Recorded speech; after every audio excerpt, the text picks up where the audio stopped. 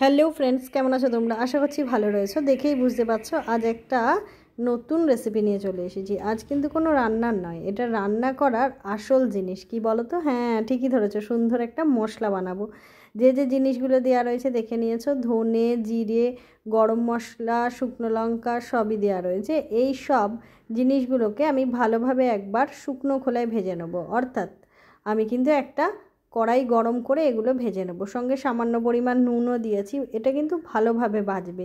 এই সময় গ্যাসের ফ্লেমটাকে একটু হাইতে রাখবে। যত ভালোভাবে ভাজবে এর কিন্তু স্বাদ বেশি ভালো আসবে। এই মশলাটা তোমরা আমিষ থেকে নিরামিষ সব রান্নাতেই দিতে পারো।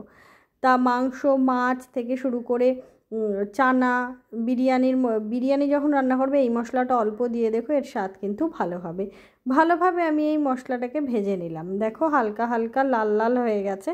এবার কিন্তু এই মশলাটাকে ভালো করে ঠান্ডা করে নিতে হবে। আমার ভিডিও আর রেসিপি যদি তোমাদের ভালো লাগে অবশ্যই কমেন্ট করো। এবার দেখো এইগুলো ঠান্ডা হয়ে যেতে আমি একটা মিক্সি নিয়ে নিয়েছি। এবার কিন্তু এই মশলাগুলোকে ভালোভাবে গুঁড়ো করে রাখবো। ব্যাস, তাহলেই তৈরি হয়ে যাবে এই স্পেশাল মশলা, যা কিন্তু তোমরা সব রান্নাতেই ব্যবহার করতে পারবে। তোমরা কিন্তু এটা শিলেও বেটে নিতে পারো। আমি মিক্সিতে করে নিচ্ছি। ভালোভাবে এই মশলাটা আমি গুঁড়ো করে নেব, তারপর একটা কৌটোতে রেখে দিলেই তৈরি হয়ে যাবে আমাদের এই স্পেশাল মশলা। আমি তোমাদের কাছে রিকোয়েস্ট করব, এইভাবে এই মশলাটাকে বানিয়ে রেখে দাও। সারা মাস আরাম করে সব রান্না খেতে পারবে। আর এই মশলাটা কিন্তু যদি রান্নায় দিয়ে রান্না করো তাহলে দেখবে অনেকটা কিন্তু তুমি বাইরে যে স্ট্রিট ফুড খাও তার ফিলিংস পাবে। যদি তোমাদের এরকম টেস্ট লাগে তাহলে কিন্তু অবশ্যই আমাকে কমেন্ট করবে।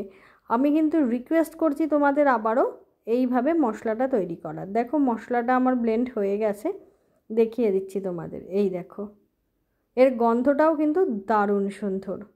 তাহলে ভিডিও ভালো লাগলে লাইক, শেয়ার, সাবস্ক্রাইব করে পাশে থেকো। নতুন কোনো রেসিপি দেখতে চাইলে কমেন্ট করো। জয় মা তারা।